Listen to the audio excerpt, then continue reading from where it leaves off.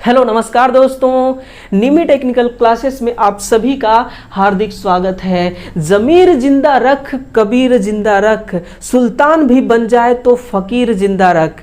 अरे हौसले की तरकस में कोशिश का वो तीर जिंदा रख। अगर हार भी जाए जिंदगी में सब कुछ, फिर भी जीतने की एक उम्मीद जिंदा रख। दोस्तों, ये उम्मीद ऐसा हथियार होता है जिसकी ताकत से बड़े युद्ध जीता जा चुका है, बड़ा से बड़ा महाभारत जीता जा चुका है। और वैसे भी स्टूडेंट दुनिया का सबसे बड़ा योद्धा है। अगर ये सोच ले तो नामुमकिन को भी ये मुमकिन बना सकता है। दोस्तों, फर्क सिर्फ सोचने का है, इसलिए अपने सोच को बदलिए और आगे बढ़िए।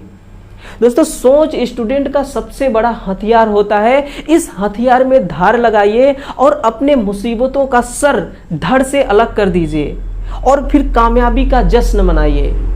और दोस्तों, इस जश्न में मुझे भी बुलाइए, जरूर आऊंगा।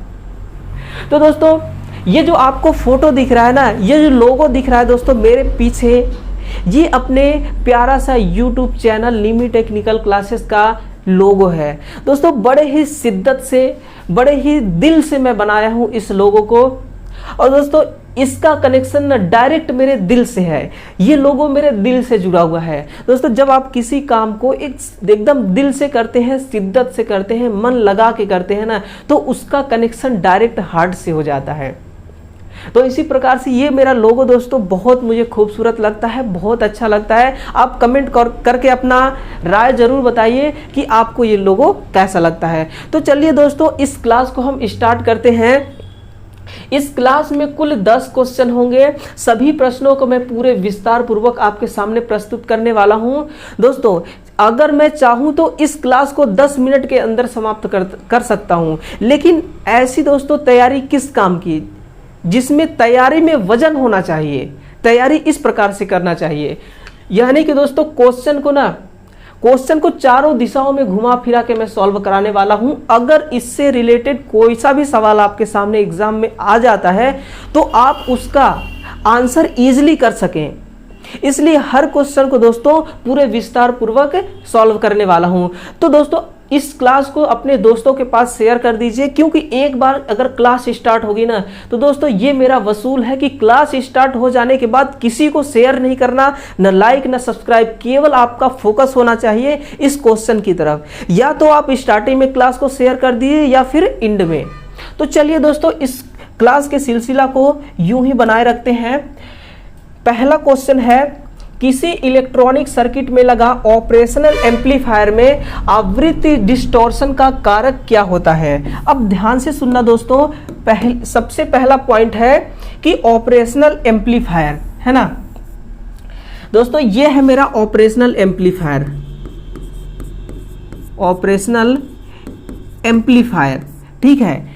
ये है ऑपरेशनल एम्पलीफायर और इसका मान लीजिए ये है इनपुट सिरा और ये है इसका आउटपुट सिरा। अगर मैं ऑपरेशनल एम्पलीफायर को इनपुट में देता हूं पॉजिटिव फीडबैक, तो ये आउटपुट में मुझे क्या देगा, तो ये मुझे आउटपुट में प्रदान करेगा दोलन। फिर आप कहेंगे कि सर जी दोलन तो ऑसिलेटर उत्पन्न करता है, ये एम्पलीफायर कहां से उत्पन्न करने लगा। तो बिल्कुल दोस्तों, जब ऑपरेशनल एम्पलीफायर को पॉजिटिव फीडबैक देके ऑपरेट किया जाता है तो वो एक ऑसिलेटर की तरह काम करने लगता है और ऑसिलेटर ऑसिलेशन उत्पन्न करता है, यानी कि दोलन उत्पन्न करता है। अब सुनना दोस्तों, ये जो हमारी दोलन है, इस दोलन को क्या कहते हैं, आप लिखेगा इसको हम आवृत्ति कहते हैं, यानी कि फ्रीक्वेंसी। तो जब इस फ्रीक्वेंसी का ऑसिलेशन किया जाता है तो दोस्तों एक फॉर्मूला निकल के आता है 1/2 pi under root L into C. अब ध्यान देना, ये जो L और C है ना, इसको कहा जाता है रिएक्टिव एलिमेंट।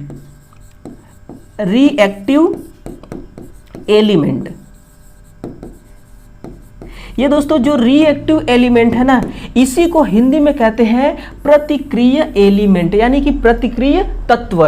इसका जो करेक्ट आंसर होगा वो प्रतिक्रिय एलिमेंट इसका करेक्ट आंसर होने वाला है। तो देखिएगा दोस्तों, इसके और एक एक पॉइंट को जान लेते हैं कि जो ऑपरेशनल एम्पलीफायर होता है, सबसे पहली बात दोस्तों मैं आपको ध्यान दिला दूं कि जो शादियों उत्सवों में दोस्तों जो डीजे बजाया जाता है जिस पे बेस चलता है ढिकचिक ढिकचिक, है ना दोस्तों, वो क्या होता है, वो किसके आधार पे इतना हाई बेस होता है, वो एम्पलीफायर के दम पे दोस्तों। क्योंकि एम्पलीफायर का काम है कि एम्पलीट्यूड को हाई करना। इनपुट में अगर लो एम्पलीट्यूड है तो उस एम्पलीट्यूड को आउटपुट में बढ़ा के देना, ये काम होता है एम्पलीफायर का। यानी कि दोस्तों जो बेस होता है, बेस को कौन बढ़ाता है, वो एम्पलीफायर बढ़ाने का वो काम करता है। यहां तक आपको समझ में आ गया। अब देखिएगा जो ऑपरेशनल एम्पलीफायर होता है इसका जो लूप गेन होता है ना, ये हमेशा इकाई से अधिक होता है। कितना? हमेशा इकाई से अधिक होता है इसका लूप गेन। क्लियर दोस्तों? तो जो इसका करेक्ट आंसर होगा ऑप्शन नंबर ई इसका सही आंसर है। अब देखिएगा अगला क्वेश्चन है कि एक शुद्ध प्रेरणीय परिपथ में करंट। दोस्तों इस प्रकार के क्वेश्चनों का ना मैं लफड़ा ही खत्म कर दूंगा। ऐसा आपको एक कॉन्सेप्ट बताता हूं जो सीधा आपके जाके दिमाग के अंदर घुस जाने वाला है। देखिए आप क्वेश्चन को दोबारा पढ़िए कि एक शुद्ध प्रेरणीय परिपथ, प्रेरण का मतलब क्या होता है, इंडक्टर, है ना। प्रेरण के अंदर इंडक्टर होता है, यानी कि एक क्वाइल। मान लीजिए कि ये मेरी एक क्वाइल है, गौर से सुनना मेरी बातों को, ये क्या है, एक क्वाइल है। मान लीजिए इस क्वाइल में मैं यहां से फेस देता हूं तो यहां से क्या हुआ कि करंट और वोल्टेज दोनों साथ साथ में चलना स्टार्ट हो गया। ये करंट और वोल्टेज यहां से चलते चलते यहां तक पहुंचा है, ठीक है। अब ये जो क्वाइल है, इस क्वाइल का क्या काम है कि करंट को स्टोर करना, धारा को चुंबकीय क्षेत्र के रूप में, किसके रूप में, चुंबकीय क्षेत्र के रूप में स्टोर करना। ये कौन काम करेगा, ये क्वाइल काम करेगी जिसको हम इंडक्टर कह रहे हैं। ये इंडक्टर क्या करेगा, करंट को चुंबकीय क्षेत्र के रूप में अपने अंदर स्टोर करने लगेगा। यानी कि करंट और वोल्टेज तो यहां से यहां तक एक साथ आई, लेकिन यहां पे क्या होगा, जो धारा आई है वो स्टोर होने लगेगा। इतने में वोल्टेज क्या करेगा, आगे निकल जाएगा, ठीक है। अब वोल्टेज को तो स्टोर करने वाला कोई है नहीं ना, तो वोल्टेज को कोई रोकने वाला है, करंट को स्टोर करने वाला है। करंट यहां पे स्टोर होने लगा, इसके बाद करंट आगे जाएगा। करंट के स्टोर होते समय वोल्टेज आगे निकल गया, ठीक है। तो इसका मतलब जब प्रेरणीय सर्किट की बात करें तो आप लिखेगा इसमें जो धारा होता है ये वोल्टेज से पीछे हो जाता है ना। वोल्टेज से क्या होता है, पीछे। कितना डिग्री लिखेगा, 90 डिग्री। यही इसका करेक्ट आंसर होने वाला है कि वोल्टेज से 90 अंश पीछे। अगर यहां पे ये पूछ दे कि शुद्ध कैपेसिटिव सर्किट, तो आपको क्या करना है, देखिए ये है मान लीजिए मेरी एक कैपेसिटर, क्लियर, ये क्या है, कैपेसिटर। अब आपको ये ध्यान रखना है दोस्तों कि कैपेसिटर के अंदर क्या भरा होता है, परावैद्युतांक, ठीक है। अब यहां से मान लीजिए मैं यहां से फेस कनेक्ट करता हूं, करंट और वोल्टेज साथ साथ चलते चलते इस पॉइंट तक आई। इसके बाद क्या है, यहां पे कैपेसिटर लगा हुआ है। कैपेसिटर के अंदर जो परावैद्युतांक मटेरियल भरा हुआ है वो मटेरियल विभव को स्टोर करता है, यानी कि वोल्टेज को अपने अंदर स्टोर करता है। वोल्टेज जितने में यहां स्टोर करने में टाइम लगाएगा उतने में करंट आगे निकल जाएगी। इसका मतलब कि अगर धारितीय परिपथ है तो इसमें धारा आगे होगा, है ना। इसमें क्या होगी, धारा आगे होगी और वोल्टेज पीछे। वोल्टेज पीछे कितना डिग्री का, तो लिखेगा 90 डिग्री का पीछे होगी। इलेक्ट्रिक डिग्री 90 डिग्री के पीछे होगी। तो इस प्रकार से इसका करेक्ट आंसर होता है। अगर इसी के साथ में दोस्तों शुद्ध प्रतिरोधी परिपथ की बात करें तो देखिए प्रतिरोध में ना तो करंट को स्टोर करने वाला कोई है ना ही वोल्टेज को, इसलिए करंट और वोल्टेज बिल्कुल फ्री होके साथ साथ दोस्तों गति करते रहेंगे। तो इसका जो सही आंसर होगा वो ऑप्शन नंबर बी इसका करेक्ट आंसर होने वाला है। क्लियर है। चलिए दोस्तों अगला क्वेश्चन है क्वेश्चन नंबर 173। इसका आंसर बताइएगा कि घरेलू हाउस वायरिंग सिस्टम में जो एल्बो होता है उसको हम किस लिए प्रयोग करते हैं, ना। तार की दिशा को कितने डिग्री एंगल पे मोड़ने के लिए प्रयोग किया जाता है। अब जो घरों पे वायरिंग होता है दोस्तों, वायरिंग में क्या होता है कि हम वायर का इस्तेमाल करते हैं, क्लियर। तो अगर किसी वायर को हम डायरेक्ट मोड़ देते हैं तो भी कुछ नहीं होगा, क्योंकि वायर इतने फ्लेक्सिबल होते हैं कि कोई कुछ नुकसान होगा ही नहीं। लेकिन अगर आप किसी वायर को डायरेक्ट मोड़ देते हैं तो जो उसका इंसुलेशन है ना, उस मोड़ वाले पॉइंट पे इंसुलेशन पंक्चर होने का चांस रहता है, ठीक है ना, या फिर उसके इंसुलेशन में थोड़ा बहुत खरोच आ सकती है। अगर वो किसी मेटेलिक पार्ट से यानी कि धात्विक की बॉडी से टच में होता है तो करंट लीकेज होने लगेगा, जिससे झटका लगने का चांस होगा। इन सभी पॉइंट को ध्यान में रखते हुए हम एल्बो का प्रयोग करते हैं। ये एल्बो क्या होता है, कुछ इस दिशा में होती है एल्बो, एल की दिशा में, इस दिशा में होता है एल्बो। यहां से अब बताइए, अब हम वायर को यहां से गुजारेंगे और आराम से इस प्रकार से वायर बाहर निकल आएगी। तो ये कितने डिग्री एंगल पे है, तो ये 90 डिग्री के एंगल पे है। तो इसका जो सही आंसर हो जाएगा दोस्तों वो 90 डिग्री होगा। क्लियर है। चलिए अगला क्वेश्चन है क्वेश्चन नंबर 174। इसका आंसर बताइएगा दोस्तों, बहुत ही इजी क्वेश्चन है, बिल्कुल 1 सेकेंड का क्वेश्चन है। फ्यूज एवं स्विच को सुरक्षा की नेत्र से वायरिंग परिपथों में कैसे जोड़ा जाता है। यानी कि जो फ्यूज और स्विच है इसको जब वायरिंग किया जाता है तो इस्तेमाल किया जाता है, तो इसको वायरिंग सर्किट में कैसे जोड़ा जाता है। अब ध्यान से सुनना दोस्तों, चाहे वो फ्यूज हो चाहे वो स्विच हो, दोनों किस आधार पे काम करते हैं, करंट पे, यानी कि करंट कंट्रोलिंग डिवाइस है। ये सर्किट का करंट को कंट्रोल करती हैं। यानी कि जब फ्यूज सर्किट में शॉर्ट सर्किट होता है उस वक्त भी रोल करंट का ही होता है। क्लियर। और जो स्विच है सर्किट जब ऑन ऑफ करता है तो रोल किसका होता है, करंट का ही होता है। यानी कि दोनों करंट कंट्रोलिंग डिवाइस है। अब आप मेरे को ये बताओ, ये है एक फेज वायर, क्लियर, और ये है एक न्यूट्रल वायर। इसमें से धारा किस में प्रवाहित होगी, फेज वाले पे या न्यूट्रल वाले पे। तो बेशक फेज वाले पे ही धारा प्रवाहित होगी। क्लियर। तो न्यूट्रल वायर में हमें करंट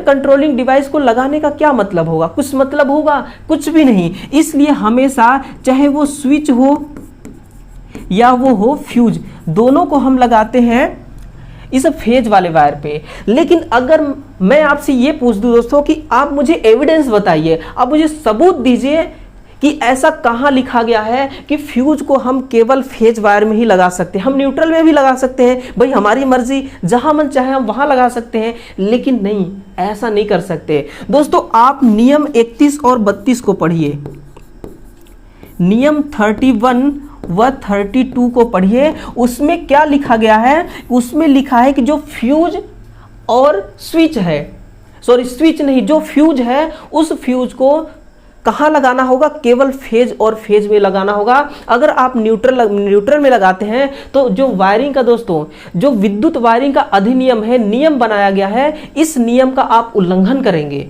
ठीक है। तो नियम 31 और 32 में ये लिखा गया है। अब आप मेरे को बताइए कि किसी भी फ्यूज का फ्यूजिंग फैक्टर कितना होता है। दोस्तों एक नया सवाल है, बिल्कुल फ्रेश सवाल है कि किसी भी फ्यूज का फ्यूजिंग फैक्टर कितना होता है। तो आप लिखिएगा किसी फ्यूज का फ्यूजिंग फैक्टर,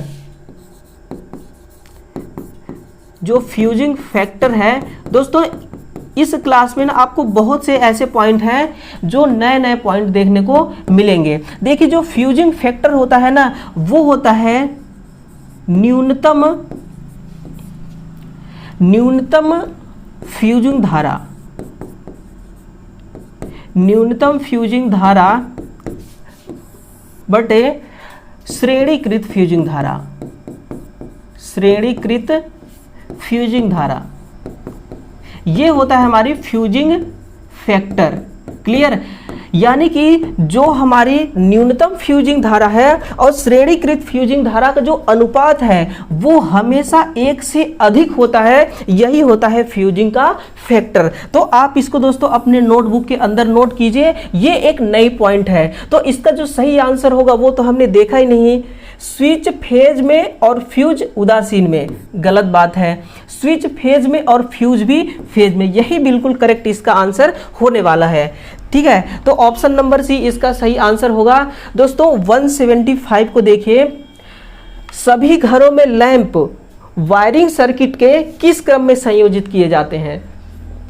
इसका आंसर देने से पहले दोस्तों मैं आपको एक बात बता दूं कि आप अगर मार्केट में fridge, AC, cooler, fan, TV कुछ भी लेने जाते हैं तो उसमें क्या लिखा होता है? सब में लिखा होता है 230 वोल्ट, 230 वोल्ट, 230 वोल्ट। यानी कि सब की जो वोल्टेज रेटिंग है वो सब में क्या है, अगर सिंगल फेज प्रकार का है तो वो 230 वोल्ट होगा। लेकिन किसी में लिखा होता है, ये भी लिखा होता है कि फ्रिज में भी 5 एम्पियर करंट लगेगा और कूलर में भी 5 एम्पियर का करंट लगेगा, सीलिंग फैन भी 5 एम्पियर का करंट लेगी, टेबल फैन भी 5 एम्पियर का करंट लेगी, एलईडी लैंप भी 5 एम्पियर का करंट लेगी। ऐसा नहीं लिखा होता है ना। यानी कि जो करंट रेटिंग होता है वो उसके पावर के अकॉर्डिंग वो विद्युत उपकरण अपने आप फिक्स कर लेता है कि मुझे कितना एम्पियर करंट की आवश्यकता है। जब सर्किट में उसको लगाते हैं तो अपने आप वो फिक्स कर लेता है कि मुझे कितने करंट की आवश्यकता है, उसको बताने की जरूरत नहीं है।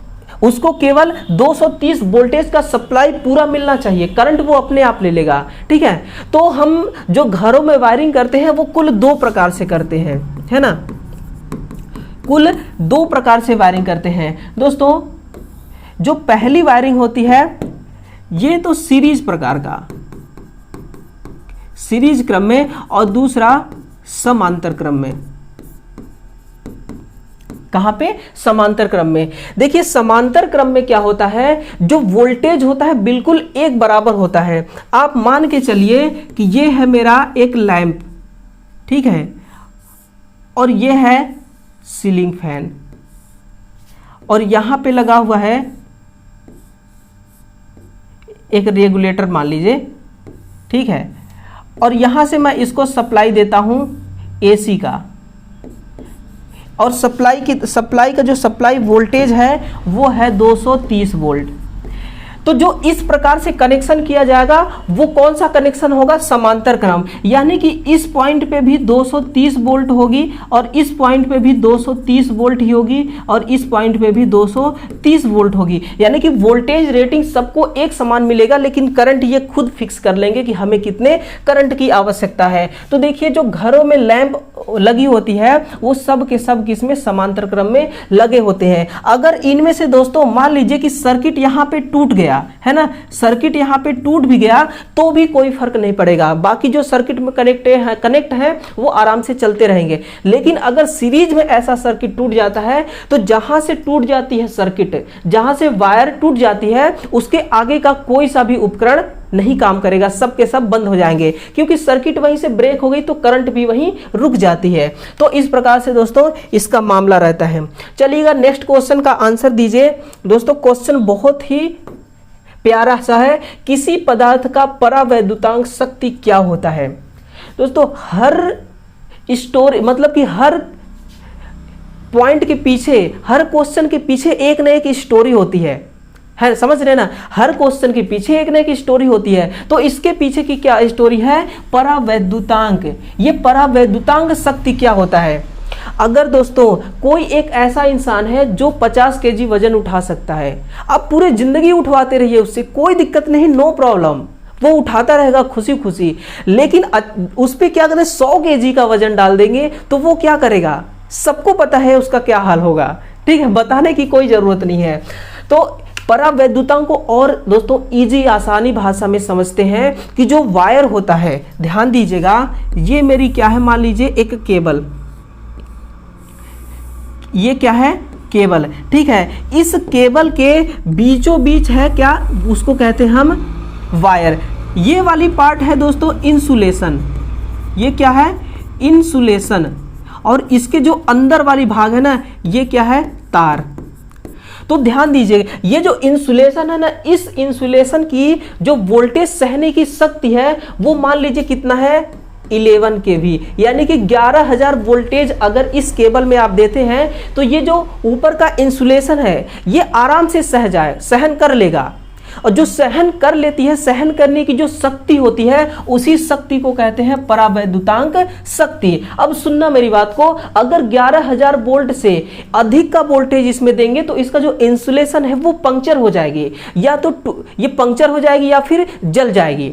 ठीक है, क्योंकि इसका जो परावैद्युतांक शक्ति है वो समाप्त हो जाएगी। हर किसी का दोस्तों अपना अपना एक लिमिट होता है, अगर लिमिट क्रॉस कर देंगे तो जायज सी बात है क्या होगा ये सबको पता है। तो एक नई बात आपको मैं बता देता हूं कि जो इंसुलेशन होता है दोस्तों, इंसुलेशन को जब बनाया जाता है तो किस चीज को ध्यान में रखा जाता है? वोल्टेज रेटिंग को। किसको? वोल्टेज को कौन सहन करता है? तो वो इंसुलेशन करता है। और तार किसको सहन करता है? तो आप लिखिएगा ये धारा को सहन करता है। यानी कि करंट रेटिंग को ध्यान में रखते हुए तार को बनाया जाता है और वोल्टेज रेटिंग को ध्यान में रखते हुए इंसुलेशन को इसके ऊपर लगाया जाता है। तो इसका जो सही आंसर होगा दोस्तों वह देखिए, वह न्यूनतम वोल्टेज जो पदार्थ को खराब कर सकता है। कितना निगेटिव पॉइंट है। वह धारा जो किसी पदार्थ को बिना ओवरहीट किए पारित कर सकता है। बात तो ठीक है, लेकिन दोस्तों यहां पे धारा नहीं वोल्टेज होना चाहिए। तीसरा है दोस्तों, वह विद्युत शक्ति जो किसी पदार्थ में पारित हो सकता है। शक्ति क्या शक्ति? कौन सी शक्ति? वह अधिकतम किलो वोल्ट प्रति मिलीमीटर जिसका मीडियम बिना खराब हुए सामना कर सकता है। ये हुई ना बात। यानी कि इसका जो करेक्ट आंसर है ऑप्शन नंबर डी इसका सही वो होने वाला है। चलिए नेक्स्ट क्वेश्चन है दोस्तों, इसका आपको जवाब देना है कि भारतीय मानक के नियमानुसार जो सीलिंग रोज होता है कौन सी शर्तों को ध्यान में रखते हुए रखा जाता है, ठीक ना। तो देखिए, फ्यूज के साथ इस्तेमाल करना चाहिए या उच्च वोल्टेज के साथ बाई परिपथ कनेक्शन होना चाहिए या लचीली रस्सी से बंधी होनी चाहिए। इसका जो सही आंसर है वो यही कि जो सीलिंग रोज होता है दोस्तों उसको छतों पे लगा भी जा सकता है, दीवारों पे भी लगाया जा सकता है। दोनों स्थानों पे सीलिंग रोज को लगाते हैं और एक लचीली रस्सी से इसको बांधी जाती है। दोस्तों मुझे भी समझ में नहीं आता कि लचीली रस्सी से कैसे बांधेंगे इसको, लेकिन इसका जो सही आंसर है ना दोस्तों, ये किसी भी एग्जाम में आए ये क्वेश्चन, लेकिन इसका सही आंसर यही होगा, ऑप्शन नंबर डी ही इसका सही आंसर होगा, ठीक है ना। देखिएगा अगला क्वेश्चन है अर्थिंग के बारे में। किसी अर्थिंग प्रणाली में जो इलेक्ट्रोड रॉड होती है उसको कैसा रखा जाता है? दोस्तों जो इलेक्ट्रोड होती है ना उसको यू आकार में रखते हैं, है ना, यानी कि इस आकार में रखते हैं। ये हो गया इलेक्ट्रोड का टोटल भाग और ये जमीन के अंदर का ये भाग हो गया, यानी कि यहां से यहां तक ये जमीन के अंदर रहेगी और ये वाली भाग जमीन के बाहर रहेगी। तो ये किस पोजीशन में खड़ा है? ये वर्टिकल है, इसको क्या बोलेंगे? इसको लंबवत, है ना। वर्टिकल को हिंदी में लंबवत, और हॉरिजॉन्टल दोस्तों ये क्षैतिज होता है। क्या होता है? ये क्षैतिज होता है। तो इसका सही आंसर जो होगा वो ऑप्शन नंबर ए इसका करेक्ट आंसर होने वाला है कि अर्थिंग जो सिस्टम होती है उसमें इलेक्ट्रोड रॉड को वर्टिकल में रखा जाता है। अगर आपसे दोस्तों यहाँ पे रोड ना पूछा होता, रॉड ना लिखा होता, तो आप क्या आंसर रखते? इसका मतलब क्वेश्चन हमें प्लेट अर्थिंग के बारे में पूछ रहा है, तो फिर हम उसको क्षैतिज अवस्था में रखते हैं। किसमें? क्षैतिज अवस्था में। अगला क्वेश्चन देखिएगा, एक ट्रांजिस्टर में जो तीर का निशान होता है वो विद्युत धारा के किस ओर संकेत करता है? अब सुनना मेरी बात को दोस्तों, मैं बहुत कुछ समझाने वाला हूं कि जो ट्रांजिस्टर होता है, एक सामान्य ट्रांजिस्टर का देखिए मैं बना देता हूं सिंबल इस प्रकार से, है ना। ये एक सामान्य ट्रांजिस्टर है। ये क्या है? इसका बेस है, कलेक्टर है और एमीटर। इसमें जिस टर्मिनल में एरो का निशान लग गया इस प्रकार से, ये क्या है? एरो का निशान, है ना। जिसमें एरो का निशान लग गया वो कौन सा टर्मिनल होता है? वो होता है एमीटर। अब सुनना मेरी बात को दोस्तों, जो ट्रांजिस्टर होता है ना ये दो प्रकार के होते हैं। एक तो होता है NPN और दूसरा PNP। अगर मैं NPN ट्रांजिस्टर की सिंबल बनाऊं तो इस प्रकार से बनता है इसका सिंबल। दोनों का एक समान है दोस्तों, दोनों का एक समान है। डिफरेंस अभी आपको समझ में आ जाएगा। ये है कलेक्टर, ये है इसका एमीटर, ये है बेस। अब देखिए इसमें आपको एक चीज ध्यान में रखना है कि अगर PNP ट्रांजिस्टर है, अगर PNP ट्रांजिस्टर है तो जो NPN ट्रांजिस्टर है ना उसमें एरो का निशान अंदर की ओर होगा। जो PNP ट्रांजिस्टर है उसमें एरो का निशान बाहर की होगा, बाहर की ओर। यानी कि इसमें जो होल है वो अंदर की तरफ जाते हैं और इसमें जो मुक्त इलेक्ट्रॉन है वो बाहर की तरफ जाते हैं। तो इसका दोस्तों इस प्रकार से ये सिंबल है। चलिए इसका जो सही आंसर है ऑप्शन नंबर बी इसका करेक्ट आंसर हो जाएगा, ठीक है। चलिएगा दोस्तों इस क्लास का बिल्कुल लास्ट क्वेश्चन है जिसके बाद ये क्लास पूरी तरह से बंद हो जाएगी। दोस्तों मुझे ना बहुत डेली वही फीलिंग आती है कि जैसे ही लास्ट क्वेश्चन आता है मुझे बहुत सा बुरा सा महसूस होने लगता है कि यार इसके बाद क्लास बंद हो जाएगी, है ना। भू संपर्कन के संदर्भ में संयोजन शब्द क्या संदर्भित करता है? क्वेश्चन समझ में नहीं आया ना? बिल्कुल नहीं आया दोस्तों। चलिए मैं इसको और इजी बनाता हूं कि जो अर्थिंग होता है ना, अर्थिंग का हम कनेक्शन करते हैं, तो ये जो कनेक्शन है ना, इस कनेक्शन का किस शब्द से कनेक्शन है, मतलब कि इस कनेक्शन का क्या अर्थ है, क्या मतलब होता है? तो देखिएगा, जो भू संपर्कन प्रणाली में पाइप और प्लेट का कनेक्शन होता है उससे मतलब है, या फिर पाइप भू संपर्कन के उपकरणों से संयोजन है इससे मतलब है, या फिर उपकरणों को विद्युत से संयोजन ऐसा भी होता है। कार्यरत उपकरणों के सभी धातु केसिंग को भूमिगत इलेक्ट्रोड प्रणाली से संयोजन। अगर आपने आजकल दोस्तों आज के दौर पे जो वायरिंग किया जा रहा है वो कंड्यूट अंडरग्राउंड वायरिंग किया जा रहा है। जो कंड्यूट होता है ना, उस कंड्यूट को भी अर्थ करना चाहिए, यानी कि जो अर्थिंग रॉड है वहां से एक वायर उठा के डायरेक्ट कहां कनेक्ट कर देना चाहिए? जो धातु की केसिंग है, किसी मेटल की अगर केसिंग है, पाइप है, रॉड है, तो उसको भी ग्राउंड करना बहुत जरूरी है। मान लीजिए कि केबल का इंसुलेशन पंचर हो गया और फिर धातु की जो केसिंग है उस पर टच हो गई, तो लीकेज होने लगेगी करंट, जिससे क्या होगा? झटका लगने का चांस बढ़ जाएगा। इसलिए जो कार्यरत उपकरण के सभी धातु के केसिंग है, ठीक है ना, उन सभी धातु के केसिंगों को अंडरग्राउंड यानी कि भूमिगत इलेक्ट्रोड सिस्टम से संयोजन का मतलब होता है जोड़ना, जोड़ दीजिए, ठीक है। यही इसका सही आंसर होगा। तो दोस्तों ये क्लास कैसा लगा अपना फीडबैक जरूर दीजिएगा। दोस्तों जैसे एम्पलीफायर को नेगेटिव फीडबैक और पॉजिटिव फीडबैक देते हैं ना, इसी प्रकार से आप भी अपना फीडबैक जरूर दीजिएगा। मैं आपके फीडबैक का दोस्तों पूरी तरह से इंतजार, पूरी शिद्दत से इंतजार करता रहूंगा। तो चलिए दोस्तों, मैं कल सुबह फिर से इसी प्रकार दोस्तों पूरी लगन के साथ आपके सामने खड़ा हूंगा क्लास लेने के लिए। दोस्तों हम डेली क्लास ले रहे हैं। आप इस चैनल को अगर सब्सक्राइब नहीं किए होंगे तो दोस्तों सब्सक्राइब कर लीजिए और बेल आइकन को भी दोस्तों दबाइए, क्योंकि डेली सुबह 7 बजे आपको दोस्तों एक क्लास पूरे शिद्दत के साथ दिया जाता है, ताकि आप अपने तैयारी को और अधिक मजबूत कर सकते हैं। सो दोस्तों चलिए इस क्लास को यहीं पे स्थगित करते हैं। तब तक के लिए थैंक यू।